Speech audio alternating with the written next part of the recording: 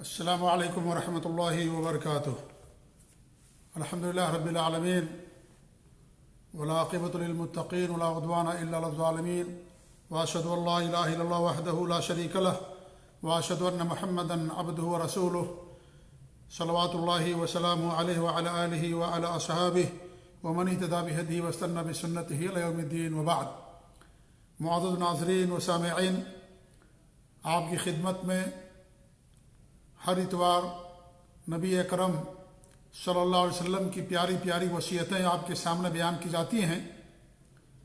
آج جو وصیت ہم آپ کے سامنے بیان کریں گے یا جو حدیث پڑھیں گے، اس حدیث کے اندر آپ صلی اللہ علیہ وسلم نے 3 اعمال کرنے کی وصیت فرمائی ہے، اور صلاۃ یعنی نماز میں 3 چیزوں سے منع کیا ہے اور اس سے دوری اختیار کرنے کی وصیت کی ہے۔ یہ حدیث مسند احمد کی ہے، حسن لغیرہ ہے۔ امام البانی رحمۃ اللہ علیہ نے اسے ترغیب و ترہیب کے اندر حسن لغیرہ قرار دیا ہے۔ آئیے حدیث پڑھتے ہیں۔ حدیث کے راوی ہیں ابو ہریرہ رضی اللہ تعالیٰ عنہ، مشہور صحابی ہیں، کسی تعارف کے محتاج نہیں ہیں۔ فرماتے ہیں کہ امرنی رسول اللہ صلی اللہ علیہ وسلم بثلاث، مجھے اللہ کے رسول صلی اللہ علیہ وسلم نے 3 چیزوں کا حکم دیا۔ 3 چیزوں کا حکم یعنی وصیت، کیونکہ امر حکم یہ وصیت کے معنی میں بھی آتا ہے۔ اسی لیے میں نے پہلے درسی میں کہا تھا کہ وہ حدیثیں بھی آپ کے سامنے اس ضمن میں اور اس سلسلے کے اندر بیان کی جائیں گی، جس میں آپ نے کسی صحابی کو کسی کے کام کرنے کا حکم دیا، کیونکہ جو وصیت ہوتی ہے اس کے لیے لفظ امر کا بھی استعمال ہوتا ہے اور وصیت کا لفظ بھی استعمال کیا جاتا ہے۔ اسی لیے شروع میں نے وہ حدیثیں بیان کی جس میں باقاعدہ صراحت کے ساتھ وصیت کا لفظ کہ اوصانی خلیلی یا اوصانی رسول اللہ صلی اللہ علیہ وسلم، اس طرح کے الفاظ آپ کے سامنے ہم نے بیان کیے۔ اب اس کے بعد ان حدیثوں کو میں آپ کے سامنے بیان کر رہا ہوں جن میں باقاعدہ ہمارے نبی نے صحابہ کو حکم دیا، تو حکم بھی وصیت کے زمرے ہی میں آتا ہے۔ 3 چیزوں کی حیثیت فرمائی، کیا کہتے ہیں کہ امرنی بثلاث، 3 چیزوں کا حکم دیا، وہ نہانی عن ثلاث، اور 3 چیزوں سے ہمیں آپ نے منع فرمایا۔ جو 3 چیزیں جن کی وصیت ہمارے نبی نے کی وہ کون سی تھیں؟ امرنی برکعت الضحیٰ کل یوم، ہر دن چاشت کی 2 رکعت نماز پڑھنے کا آپ نے حکم دیا۔ چاشت کی 2 رکعت نماز کی بڑی فضیلت ہے۔ ایک حدیث کے اندر ہمارے نبی صلی اللہ علیہ وسلم فرماتے ہیں، ابو ذر رضی اللہ تعالیٰ عنہ کی حدیث کہ ہمارے نبی نے فرمایا، یصبح علی کل سلامہ من احدکم صدقہ، تم میں سے ہر آدمی کے جوڑ کے اوپر جب وہ صبح کرتا ہے تو ایک صدقہ واجب ہوتا ہے۔ فکل تسبیح صدقہ، ہر سبحان اللہ کہنا صدقہ ہے۔ وکل تحمید صدقہ، اور ہر الحمدللہ کہنا صدقہ ہے۔ وکل تحلیلۃ صدقہ، اور ہر لا الہ الا اللہ کہنا صدقہ ہے۔ وکل تکبیرۃ صدقہ، اور ہر اللہ اکبر کہنا صدقہ ہے۔ وامر بالمعروف صدقہ، معروف کا حکم دینا یہ بھی صدقہ ہے۔ ونہی عن المنکر صدقہ، اور منکر سے روکنا یہ بھی صدقہ ہے۔ عام طور پر ہم یہ سمجھتے ہیں کہ صدقہ مال کے خرچ کرنے کا نام ہوتا ہے، حالانکہ ایسا نہیں ہے۔ وہ بھی صدقہ ہے لیکن یہ بھی صدقہ ہے، بھلائی کا حکم دینا، منکر سے روکنا، ذکر و اذکار کرنا، قرآن کی تلاوت کرنا، دینی مجلسوں میں شرکت کرنا، تسبیح پڑھنا، لا الہ الا اللہ پڑھنا، سبحان اللہ کہنا، الحمدللہ کہنا، یہ سارے کے سارے صدقات ہیں۔ انسان صدق دلی سے سچائی کے ساتھ ان دعاؤں کو، ذکر و اذکار کو، ان اعمال کو کرتا ہے تو یہ بھی صدقہ ہی ہے۔ مال کا بھی صدقہ ہوتا ہے اور عبادات کا بھی صدقہ ہوتا ہے، یہ بھی صدقہ ہے۔ تو انسان کو ان اعمال کو حقیر نہیں سمجھنا چاہیے، بلکہ ان کو انجام دینا چاہیے، کیونکہ یہ بھی سب کے سب صدقہ ہیں۔ پھر ہمارے نبی فرماتے ہیں یجزی من ذالک رکعتان یرکعہما من الضحیٰ، کہ ان تمام چیزوں سے 2 رکعت انسان کے لیے کافی ہو جائے گی جو چاشت کے وقت 2 رکعت پڑھتا ہے سورج نکلنے کے بعد۔ یہ صحیح مسلم کی روایت ہے۔ تو اس سے صلاۃ الضحیٰ کی فضیلت ثابت ہوئی کہ یہ ساری چیزیں جو بیان کی گئی ہیں ان کے لیے اگر انسان 2 رکعت نماز پڑھ لے گا تو یہ سب کے لیے کافی ہو جائیں گی۔ تو یہ اس کی فضیلت معلوم ہوئی صلاۃ الضحیٰ کی۔ اس طریقے سے ہمارے نبی صلی اللہ علیہ وسلم کی وصیت ہے یہ. ہمارے نبی نے ان کو ابو ہریرہ رضی اللہ عنہ کو وصیت فرمائی، ابو ذر کو فرمائی، اور دیگر صحابہ کرام کو صلاۃ الضحیٰ کی وصیت فرمائی، اور آپ صلی اللہ علیہ وسلم ہمیشہ عمل پیرا رہے، کرتے رہے. تو پہلی چیز کی ہمارے نبی نے اس چیز کا حکم دیا، صلاۃ الضحیٰ، چاشت کی 2 رکعت نماز پڑھنے کا. والوتر قبل النوم، اور نوم سے پہلے وتر نماز پڑھنے کا، یہ بھی ہمارے نبی کا حکم ہے.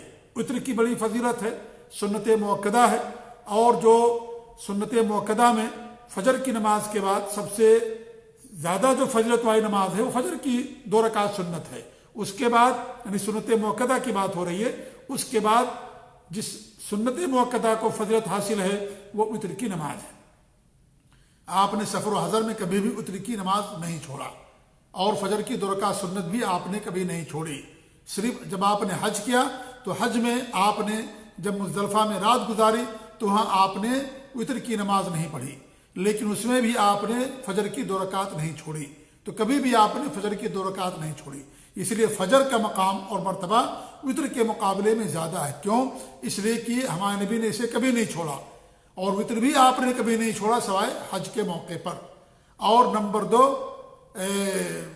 فجر کے بارے ہمارے نبی کی حدیث ہے کہ جو فجر کی 2 رکعت ہے وہ دنیا، رکعت الفجر خیر من الدنیا وما فیہا، کہ فجر کی 2 رکعت ہے دنیا وما فیہا سے بہتر ہے.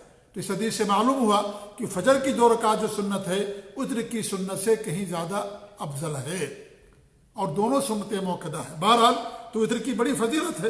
اللہ کے رسول صلی اللہ علیہ وسلم کی حدیث ہے کہ اللہ رب العالمین نے تمہیں ایک نماز بطور انعام نوازا ہے اور وتر ہے، اور اس کا وقت صلاۃ عشاء کے بعد سے لے کر کے طلوع فجر کے درمیان ہے. یہ ابو داؤد کی روایت ہے، اور ترمذی کی، اور حسن صحیح روایت ہے. اور بھی بہت ساری حدیثیں آتی ہیں. وتر کی بات چلی ہے تو میں وتر کی 3 رکعت پڑھنے کا طریقہ میں آپ لوگوں کو بتا دوں، کیونکہ اس میں عام طور سے لوگ غلطی کرتے ہیں اور سنت کی خلاف ورزی کرتے ہیں. 3 رکعت وتر ہم کیسے پڑھیں گے؟ ہمارے نبی کی ایک حدیث ہے جس میں آپ نے مغرب کی مشابہت اختیار کرنے سے منع فرمایا، اور کچھ حدیثوں میں آپ نے وتر کی 3 رکعت پڑھنے سے بھی منع کیا. تو جو آپ نے منع کیا اس طریقے پر، جو مغرب کے طریقے پر پڑھی جائے، اس طرح کی 3 رکعت وتر پڑھنا منع ہے. ورنہ آپ نے 3 رکعت پڑھا، اور اس طریقے سے باقاعدہ حدیثیں آتی ہیں.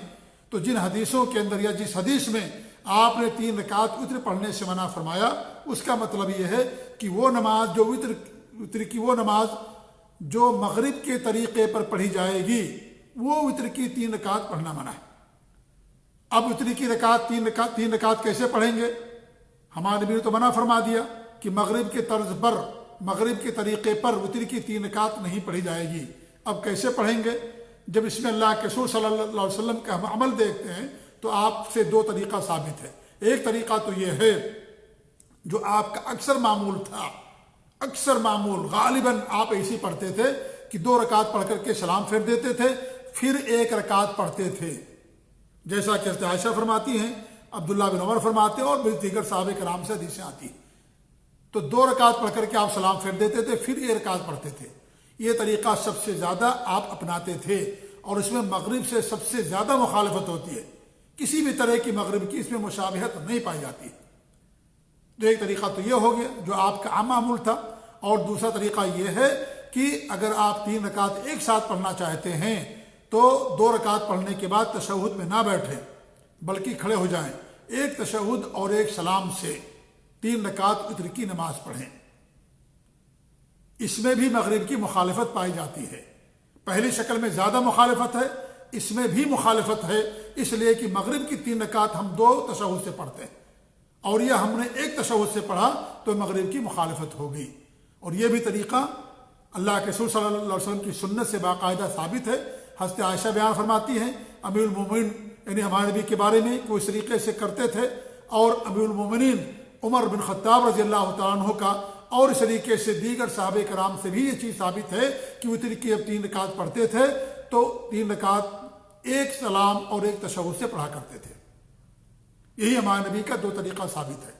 باقی جو ہمارے یہاں مغرب کے طریقے پڑھتے ہیں اور یہ کہتے ہیں کہ ہم نے وتر وہ جو ہے دعا کر لی اور رفع دین کر لیا، اللہ اکبر کہہ لیا تو اس کی وجہ سے مخالفت ہوگی، تو آپ اگر غور کریں گے تو اس میں اس کی کوئی مخالفت نہیں ہوتی ہے. طریقہ وہی ہے، وہی طریقہ ہے. اور پھر اللہ اکبر انسان ایک رکن سے دوسرے رکن جانے کے لیے کہتا ہے، انتقال کے لیے، یعنی ایک رکن سے دوسرے رکن منتقل ہونے کے لیے انسان اللہ اکبر کہتا ہے۔ اور پھر دعا جب انسان کرتا تو ہاتھوں کو اٹھاتا ہے۔ یہ کون سا دعا کا طریقہ ہے کہ انسان اپنے ہاتھ کو باندھ لے اللہ اکبر کہہ کر کے؟ یہ طریقہ ہمارے نبی سے ثابت ہی نہیں ہے۔ تو بہرحال اس میں یعنی 3 رکعت وتر پڑھنے کا جو دوسرا طریقہ میں نے بیان کیا وہ بھی اللہ کے رسول کی سنت سے اور صحابہ کرام کے عمل سے ثابت ہے کہ 2 رکعت پڑھنے کے بعد تشہد میں نہ بیٹھیں اور اللہ طول آپ کھڑے ہو جائیں اور تینوں رکعت ایک تشہد سے اور ایک سلام سے آپ پڑھیں، دونوں طرف سلام پھیریں گے لیکن ایک بار سلام کریں گے آپ۔ تو اس طریقے سے یہ ثابت ہے۔ تو ہمارے ہاں جو طریقہ اپنایا جاتا ہے اکثر لوگ کرتے ہیں وہ طریقہ اللہ کے رسول کی سنت ثابت نہیں۔ اور امام البانی رحمۃ اللہ علیہ فرماتے اس کے تعلق سے کوئی بھی صحیح اور صریح روایت نہیں آتی ہے۔ جن روایتوں سے وہ استدلال کرتے ہیں کہ ہمارے نبی نے 3 رکعت وتر پڑھا، اس میں وہ کہتے ہیں کہ ہمارے نبی نے 3 رکعت وتر پڑھ لیا تو اس لیے اس کو مغرب پر محمول کرتے ہیں۔ بھئی اللہ کے رسول کی حدیث آ گئی کہ آپ نے مغرب کی طرز پر پڑھنے سے منع کیا۔ عائشہ رضی اللہ تعالیٰ عنہ کی حدیث آ گئی کہ ہمارے نبی کیسے پڑھتے تھے، لہذا جو 3 رکعت آپ پڑھتے تھے اگر فصل نہیں کرتے تھے، تینوں ایک ساتھ پڑھتے تھے تو اس کا طریقہ یہ ہوگا کہ 2 رکعت کے بعد آپ تشہد میں نہیں بیٹھتے تھے، جیسا کہ عائشہ رضی اللہ عنہ بیان فرماتی ہیں۔ لہذا اس کو اس مغرب کے طریقے پر محمول کرنا یہ کیا ہے، یہ لا علمی کی بھی بات ہے اور آپ کی سنت کی عدم جانکاری اور عدم معرفت کی بھی بات ہے۔ تو بہرحال بطور مناسبت میں نے بتا دی، کیونکہ عام طور پر لوگ اس کے اندر غلطی کا ارتکاب کرتے ہیں اور مغرب کے طریقے پر 3 رکعت جو ہے وتر پڑھتے ہیں، جبکہ ہمارے نبی صلی اللہ علیہ وسلم نے مغرب کے طریقے پر پڑھنے سے منع فرمایا۔ اور دعا سے مخالفت نہیں ہو جاتی ہے، کیونکہ اگر آپ دعا نہ بھی کریں گے تو آپ کی وتر پر کوئی فرق نہیں پڑے گا۔ ہمارے نبی کا اکثر معمول دعا نہ کرنا تھا، عمر رضی اللہ عنہ بھی دعا نہیں کرتے تھے، وتر کی نماز پڑھاتے تھے عام طور سے۔ جی، تو دعا کرنے سے مخالفت نہیں ہو جاتی۔ اور پھر دعا آپ فرض نمازوں کے اندر بھی کر سکتے ہیں۔ ہمارے نبی نے باقاعدہ 1 مہینے تک قنوت نازلہ پڑھا فرض نمازوں کے اندر۔ تو دعا کے کر لینے سے یہ جو ہے طریقہ مختلف نہیں ہو جاتا ہے۔ آپ یہ کہیں کہ ایک آدمی 2 رکعت نماز پڑھتا ہے 5 منٹ کے اندر اور ایک آدمی پڑھتا ہے 10 منٹ کے اندر، تو کیا دونوں مخالفت ہو جائے گی؟ یہ مخالفت کہاں ہوئی؟ لہذا یہ مخالفت نہیں ہوگی دعا کرنا۔ آپ جتنی دعا کرنا چاہیں دعا کر لیں، دعا کرنے سے نماز طریقے کی مخالفت نہیں ہوتی۔ طریقے کی مخالفت کیسے ہوگی؟ وہ 2 طریقوں سے ہوگی جو ہمارے نبی سے ثابت شدہ ہے کہ 2 رکعت پڑھ کر کے سلام پھیر دینا اور پھر 1 رکعت پڑھنا، یا 3 رکعت اگر ایک ساتھ پڑھنا چاہتے ہیں تو 2 رکعت پڑھنے کے بعد تشہد میں نہ بیٹھیں بلکہ آپ کھڑے ہو جائیں اور ایک تشہد سے اور ایک سلام سے 3 رکعت وتر کی نماز پڑھیں۔ یہی ہمارے نبی سے اور یہی بڑے بڑے صحابہ کرام سے، بلکہ اکثر صحابہ کرام سے یہ چیز ثابت ہے۔ اگر مان لیں کسی صحابی سے آتا بھی ہے تو وہ صحابی آپ دیکھیں گے کہ ایک تو وہ کیا نام ہے جو بڑے بڑے صحابہ ہیں ان سے اس طرح کا کوئی عمل ثابت نہیں ہے، اور پھر جس صحابی ثابت بھی ہوگا یہ تو ان کے لیے عذر ہے کہ ان تک نبی کی بات نہیں پہنچی، نبی کی حدیث نہیں پہنچی۔ جب انہیں حدیث مل جاتی تھی تو اسے چھوڑ دیا کرتے تھے۔ اس لیے جو عام صحابہ ہیں، عشرہ مبشرہ، عبداللہ بن مسعود اور اس طریقے سے اور بڑے بڑے صحابہ کرام، وہ سب کے سب، ابو ہریرہ اور اس طریقے سے ابو ذر، معاذ بن جبل اور بڑے بڑے جو صحابہ کرام ہیں، سب سے جو ثابت ہے کہ وہ 3 رکعت مغرب کے طریقے پر نہیں پڑھتے تھے، اور 2 رکعت پڑھنے کے بعد جو سلام پھیر دیتے تھے پھر رکعت پڑھتے تھے، یا اگر تینوں ایک ساتھ پڑھتے تھے تو 2 رکعت پڑھنے کے بعد تشہد نہیں کرتے تھے۔ جن صحابہ کے بارے میں آتا آپ انہیں ایک ہاتھ کی انگلیوں پر گن سکتے ہیں، اور وہ بھی غیر معروف صحابہ، ان کے لیے عذر یہ ہے کہ ان تک اللہ کے رسول کی حدیث نہیں پہنچی، اس لیے انہوں نے ایسا کیا۔ لہذا ہمیں حدیث مل جانے کے بعد ہمارے پاس کوئی عذر باقی نہیں رہتا۔ بال کیف ہمارے نبی نے ان کو بھی وصیت فرمائی کہ سونے سے پہلے کیا کر لو، اس کو وتر کی نماز پڑھ لیا کرو۔ اور یہاں مراد یہ ہے کہ کیا نام ہے رات کے اندر، کیونکہ وتر کی نماز اگر آپ آخری پہر میں پڑھیں گے تو آپ کے لیے زیادہ اجر اور زیادہ ثواب ہے۔ اور مطلب یہ ہوگا کہ وتر کی نماز پڑھے بغیر کوئی رات نہ گزارنا، نہ سونا پوری رات، وتر کی نماز ضرور پڑھنا، یہ سنت موقدہ ہے، بڑی اس کی اہمیت ہے۔ تیسری چیز کی زمانے میں نے وصیت فرمائی وہ کیا تھی؟ وہ صیام 3 ایام من کل شہر، ہر مہینے 3 دن کا روزہ رکھنا۔ اور 3 دن کا روزہ سے مراد یہاں پر یہ ہے کہ ایام 20 کے روزے ہی افضل ہے کہ کہ انسان ایام بیس کے روزے رکھے، اور اس کی بھی فضیلت حدیث کے اندر آئی ہوئی ہے۔ عبداللہ بن عمر بن عاص فرماتے ہیں کہ اللہ کے رسول نے فرمایا کہ تمہارے لیے کافی ہے کہ ہر مہینے 3 دن کا روزہ رکھو۔ کون کون سے؟ 3 دن کا روزہ، اور یہ ایک نیکی 10 گنا ہوتی ہے، اور یہ پورے سال کا روزہ ہو جائے گا۔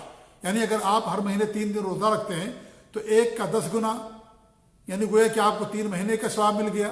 تو اس طریقے سے یعنی 10 مہینے کیا نام ہے، ایک کا کریں گے تو گویا کہ آپ کو کتنا 10 گنا جب ہوتی ہے تو گویا کہ آپ کو 10 مہینے کا ثواب ملے گا۔ تو اس طریقے سے گویا کہ صیام الدہر ہو گیا آپ کے لیے۔ کیا ہو گیا؟ یہ صیام الدہر ہو گیا، 3 دن کا روزہ، گویا کہ آپ نے پورے 30 دن کا روزہ رکھا، پورے 30 دن کا، پورے مہینے کا گویا کہ آپ نے روزہ رکھا۔ ایک روزہ 10 دنوں کے برابر، 3 دن کا روزہ 30 دن کے برابر، تو گویا کہ 3 دن کا روزہ پورے 1 مہینے کے برابر۔ اور اگر ایسے آپ ہر مہینہ رکھیں گے تو گویا کہ یہ ہوگا کہ آپ نے پورے سال کا روزہ رکھا، زندگی بھر کا روزہ رکھا۔ تو بڑی اس کی فضیلت آئی ہوئی ہے ایام بیس کی۔ اور ابو ذر رضی اللہ عنہ کو بھی آپ نے اس بات کو ارشاد فرمائی تھی، اور ان سے کہا تھا کہ جب تم روزہ رکھنا مہینے کے اندر تو 13ویں 14ویں اور 15ویں کا روزہ رکھنا۔ یہ ترمذی کی روایت ہے اور انہوں نے اس کو حسن قرار دیا۔ تو ہر مہینے ایام بیس 13 14 اور 15 عربی کے لحاظ سے روزہ رکھنا بڑی فضیلت والا عمل ہے۔ تو آپ نے ان 3 چیزوں کے کرنے کا حکم دیا، چاشت کی 2 رکعت نماز پڑھنے کا حکم دیا، اور رات میں وتر پڑھنے کا حکم دیا، بغیر وتر پڑھے نہ سونے، یہ آپ کی وصیت۔ نمبر 3 کہ ہر مہینے 3 دن کا روزہ۔ اب آپ نے 3 چیزوں سے جو منع کیا وہ ابو ہریرہ رضی اللہ عنہ بیان فرما رہے ہیں۔ کن چیزوں سے منع کیا؟ وہ نہانی عن نقرۃ کنقرۃ الدیک، اور ہمیں مرغ کی طرح ٹھونگ مارنے سے منع فرمایا، مرغ کی طرح سے ٹھونگ مارنے سے، یعنی نماز میں جلد بازی کرنے سے منع فرمایا۔ نماز اطمینان اور خشوع و خضوع کے ساتھ انسان ادا کرتا ہے۔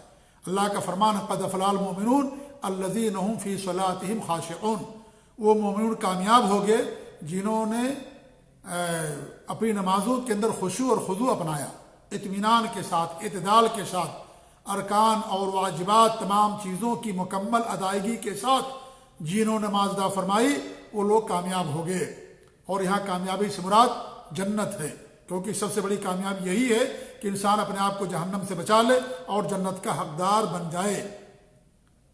تو نماز میں جلد بازی کرنا یہ منافق کی پہچان، یہ جانور کی مشابہت ہے۔ آپ نے دیکھا ہوگا مرغ کو، کوے کو، جب آپ اسے کوئی چارہ ڈالتے ہیں چگنے کے لیے تو بڑی تیزی کے ساتھ اپنی ٹھونگ مارتا ہو، کوا بھی اور مرغ وغیرہ بھی۔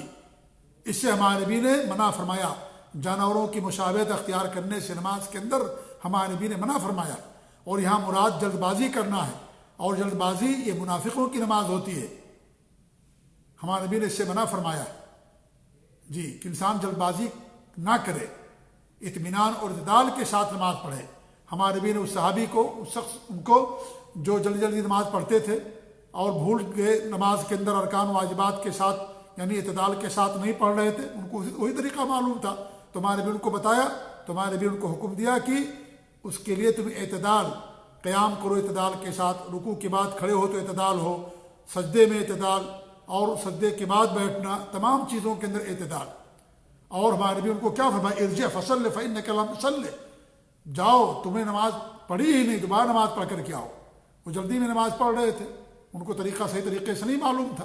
اور یہ کوئی عیب کی بات نہیں کہ انسان کو کوئی چیز نہ معلوم ہو، یہ کوئی عیب کی بات نہیں ہے۔ آج بھی بہت سارے لوگوں کو بہت ساری باتیں نہیں معلوم ہوتی۔ عیب یہ ہے کہ معلوم ہو جانے کے بعد اس پر عمل نہ کرنا اور تعصب میں آ کر کے حق بات کو ٹھکرا دینا، یہ تکبر ہے اور یہ غلط بات ہے۔ یہ اس سے منع کیا گیا۔ آدمی کو کوئی طریقہ، کوئی بات نہیں معلوم ہے، لا علمی میں کر رہا ہے، جہالت میں کر رہا ہے، تو ہو سکتا ہے اللہ تعالیٰ اسے معاف کر دے، لیکن معلوم ہو جانے کے بعد تعصب میں آ کر کے، تکبر میں آ کر کے حق کا انکار کر دینا، یہ کیا ہے؟ یہ بہت بڑی گمراہی ہے۔ یہ اس کو ہمارے نبی نے تکبر کہا ہے۔ تکبر بھی یہ ہے کہ حق کا انکار کر دینا، لوگوں کو حقیر جاننا۔ یہ کون ہوتے مولانا؟ کہ انہی کو علم ہے؟ ہمارے مولانا لوگوں کو علم نہیں ہے؟ ارے بھئی آپ کو حدیث سنائی جا رہی ہے، آپ ہماری بات نہ مانیں، اللہ کے رسول کی حدیث مانیں، نبی کا حکم مانیں۔ جی ہوں گے آپ کے مولانا بڑے، کوئی انکار نہیں کرتا ہے، لیکن کیا ہر عالم کو تمام حدیثوں کا علم ہے؟ ایسا نہیں ہے۔ اس لیے جب حق بات پہنچے، حدیث پہنچے، تو ہمارا سوا یہ ہونا چاہیے سمعنا و اطعنا، ہم نے سنا اور ہم نے اطاعت کر لی۔ جو خوارج تھے کیا کرتے؟ سمعنا و عصینا، ہم نے سنا اور نافرمانی کی، یعنی سن کر کے نافرمانی کرنا، یہ نہیں ہونا چاہیے، اہل ایمان کا شیوا نہیں ہے یہ۔ تو جلد بازی کرنے سے ہمارے نبی نماز کے اندر منع فرمایا، اطمینان کے ساتھ، اعتدال کے ساتھ۔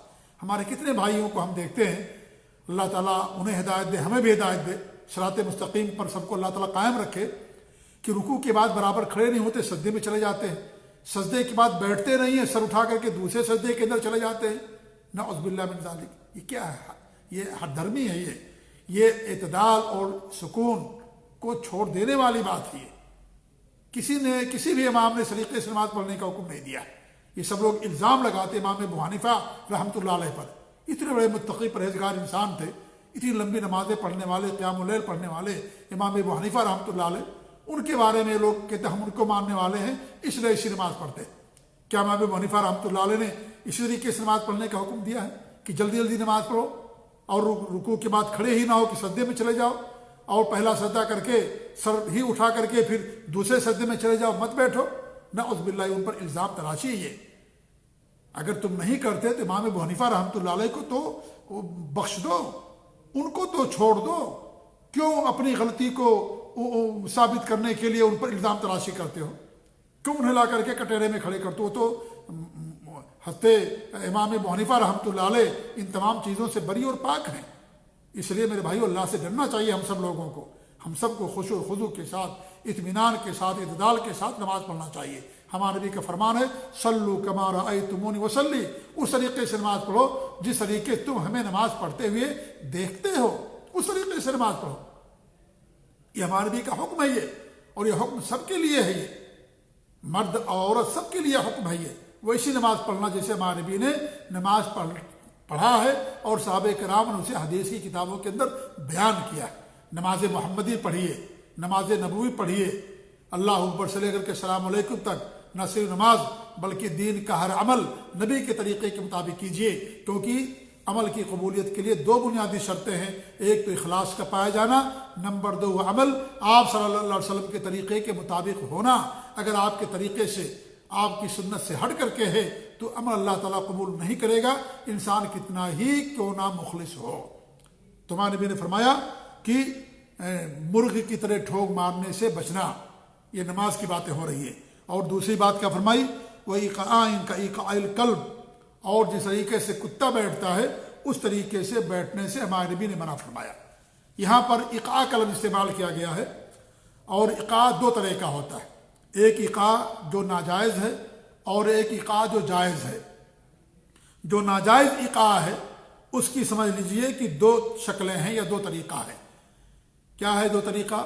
کہ دونوں پاؤں کے پنجے کو انسان کیا کرے، یعنی آپ میرے ہاتھوں کو دیکھیں، دونوں پاؤں کے پنجے کو انسان قبلہ رخ کیا کرے، کھڑا کر دے، اور اپنے سرین کو، پچھلا حصہ اپنی دونوں قدموں کے درمیان زمین پر رکھ کر کے بیٹھ جائے، زمین پر رکھ کر کے بیٹھ جائے، یعنی ایڑیوں پر نہ بیٹھے بلکہ دونوں قدموں کے درمیان زمین پر، یعنی بیچ میں گیپ کر کے زمین پر انسان بیٹھ جائے، اور اس کے دونوں پاؤں کے جو پنجے ہیں وہ کیا ہوں، وہ دونوں اٹھے ہوئے ہوں، جی دونوں پنجے اٹھے ہوئے ہوں، اور وہ زمین پر بیٹھ جائے، اس کو کیا کہتا ہے؟ اس کو ایقاء کہا جاتا ہے۔ اب اس کی بھی دو شکل ہو جاتی ہے، اس میں ایک شکل تو یہ ہے کہ انسان کا ہاتھ چاہے تو اپنی ران پر رکھے تو بھی منع ہے، اور چاہے اپنے دونوں ہاتھوں کو زمین پر رکھ لے وہ بھی منع ہے۔ تو ایقاء کی پہلی شکل آپ کے سامنے بیان کی گئی کہ دونوں کیا نام ہے، پنجوں کو، قدم کے دونوں پنجوں کو زمین پر کھڑا کر دینا، قبلہ رخ کھڑا کر کے رکھنا، اور اپنی سرین کو دونوں قدموں کے درمیان سے زمین پر رکھ کر کے بیٹھ جانا، یہ بھی ایقاء ہے۔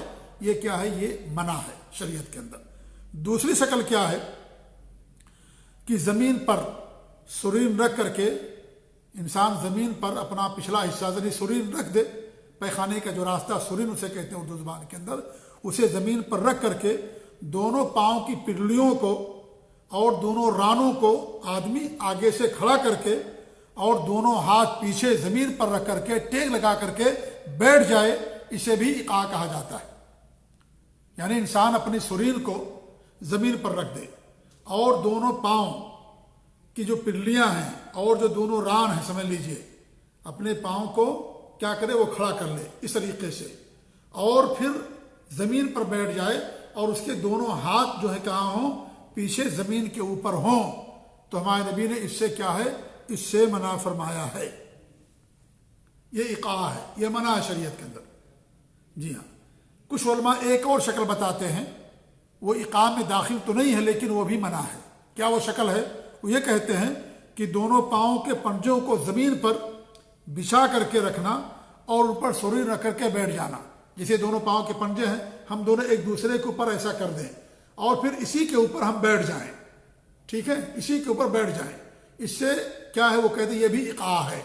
حالانکہ یہ اقاع نہیں، یہ تو منع ہے لیکن اقاع نہیں ہے، ہمارے نبی کی سنت کے خلاف ہے۔ ہمارے نبی کیسے بیٹھتے تھے؟ ہمارے نبی صلی اللہ علیہ وسلم 3 طریقے سے نماز کے اندر بیٹھتے تھے۔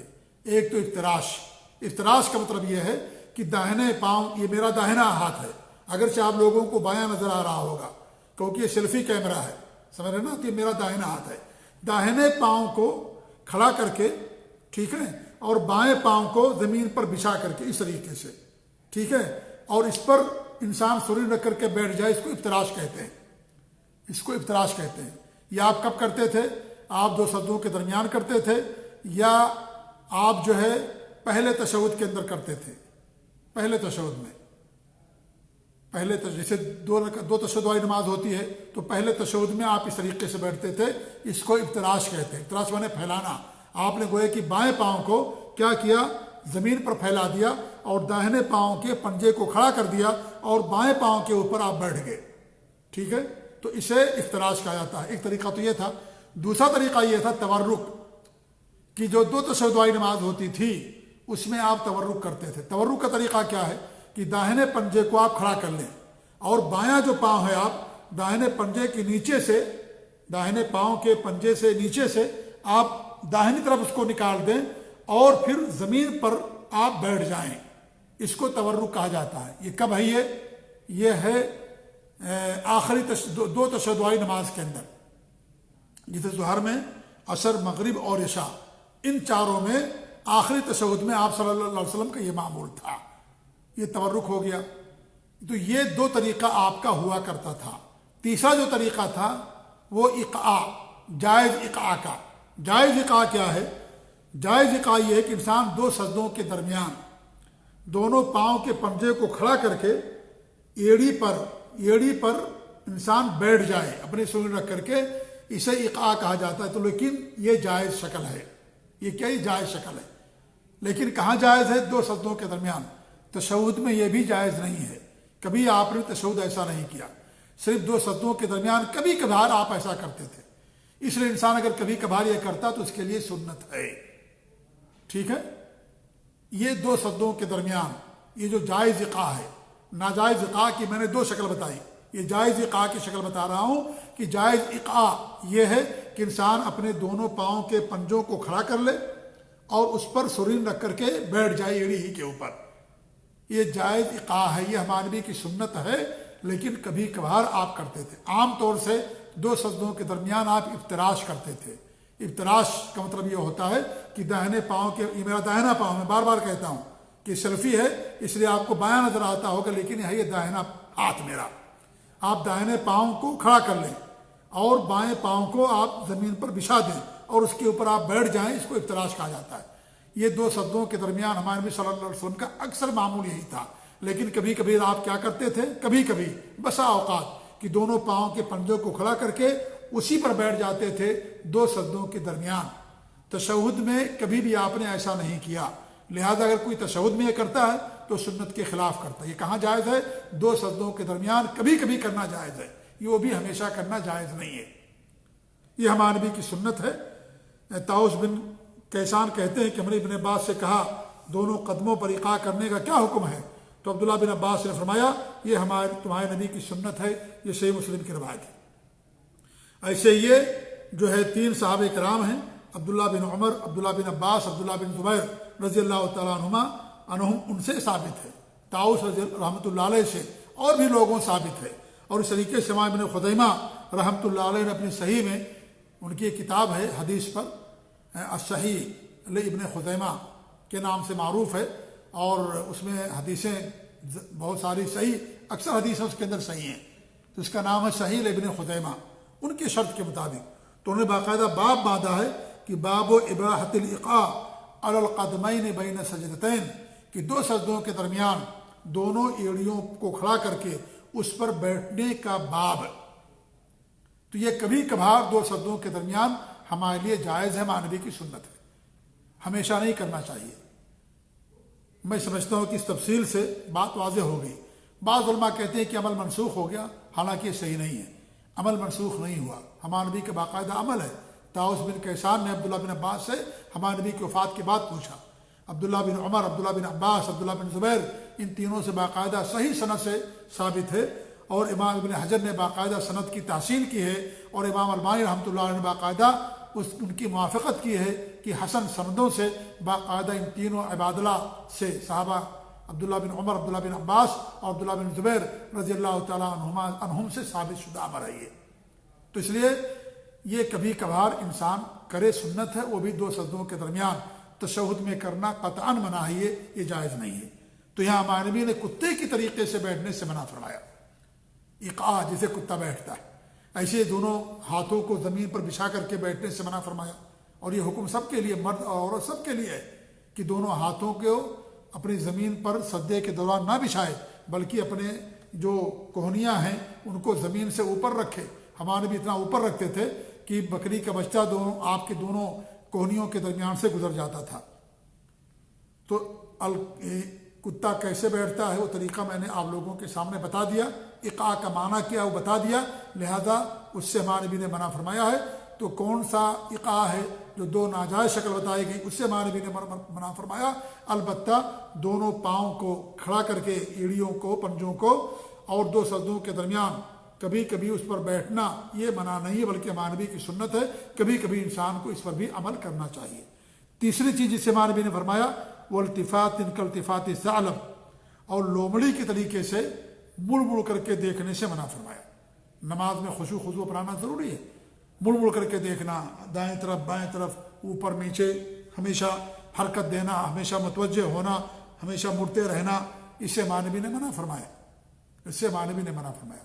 جب نماز میں انسان کھڑا ہوتا ہے تو اللہ تعالیٰ کے سامنے کھڑا ہوتا ہے، لہذا اللہ تعالیٰ کی عظمت کا اسے پاس و لحاظ رکھتے ہوئے کہ اللہ تعالیٰ کے سامنے کھڑا ہے، اللہ تعالیٰ اسے دیکھ رہا ہے، لہذا ایسی حرکت کرنے سے گریز کرے جس سے ہمارے نبی نے منع فرمایا۔ یہ جانوروں کی حرکت کرنے سے شریعت کے اندر منع کیا گیا۔ انسان ہے، انسان کا بڑا اونچا مقام و مرتبہ ہے، لہذا جانوروں کی شکل اختیار کرنا اس کے لیے منع ہے، مرد ہو یا عورت سب کے لیے چیزیں منع کی گئی ہیں۔ جب اللہ کے سامنے کھڑے ہوں تو انسان ادب کے ساتھ، اللہ کی تعظیم کرتے ہوئے، اخلاص کے ساتھ، اور یہ تصور رکھتے ہوئے کہ اللہ تعالیٰ ہم کو دیکھ رہا ہے، کم سے کم اتنا شعور انسان کو ہونا چاہیے۔ تو انسان اگر اس شعور کے ساتھ نماز پڑھتا ہے یا کوئی بھی عمل کرتا ہے کہ اللہ تعالیٰ نگرانی کر رہا ہے، اللہ تعالیٰ مجھے دیکھ رہا ہے، تو اس کے اعمال میں، عبادات کے اندر خشوع و خضوع پیدا ہوتا ہے، اور سکون پیدا ہوتا ہے، اخلاص پیدا ہوتا ہے، اور تب جا کر کے وہ عمل اللہ تعالیٰ قبول فرماتا ہے۔ تو تین چیزوں کے کرنے کی وصیت: نمبر 1 ہر دن صلاۃ الضحیٰ پڑھنے کی وصیت، چاشت کی نماز۔ نمبر 2 ہر رات وتر پڑھنے کی وصیت۔ نمبر 3 ہر مہینے 3 روزہ رکھنے کی وصیت۔ تین چیزوں سے نماز میں ہمارے نبی نے منع فرمایا۔ نمبر 1 مرغی کی طرح ٹھونک مارنے سے، یعنی جلدی جلدی نماز پڑھنے سے منع فرمایا۔ نمبر 2 کتے کی طریقے سے اقاع کر کے بیٹھنے سے، جیسے کتا بیٹھتا ہے اس طریقے کے بیٹھنے سے منع فرمایا۔ اور اقاع کی شکل میں نے بتائی کہ 2 ناجائز ہے اور 1 جائز ہے، اور جو جائز شکل ہے وہ 2 سجدوں کے درمیان ہے، وہ تشہد میں جائز شکل کرنا بھی جائز نہیں ہے۔ نمبر 3 لومڑی کے طریقے سے مڑ مڑ کر کے مڑنے سے، بار بار مڑنے سے بھی ہمارے نبی نے منع فرمایا۔ جب ہم نماز پڑھیں تو ہماری آنکھ سجدہ گاہ، جہاں انسان سجدہ کرتا ہے وہاں پر اس کی نگاہ ہونی چاہیے۔ اس آنکھوں کو ہمیشہ موڑنا، اپنے چہرے کو موڑنا، مڑ مڑ کر کے دیکھنا، متوجہ ہونا، یہ کیا ہے؟ یہ خشوع اور خضوع کے خلاف ہے۔ تو اللہ تعالیٰ دعا کہ اللہ رب العالمین جن اعمال کے کرنے کی ہمارے نبی نے وصیت فرمائی ان اعمال کو ہمیں بھی کرنے کی توفیق دے، اور جن چیزوں سے منع کیا اللہ تعالیٰ ان سے سب کو بنا رکھے، آمین۔ جزاکم اللہ خیر، السلام علیکم ورحمۃ اللہ وبرکاتہ۔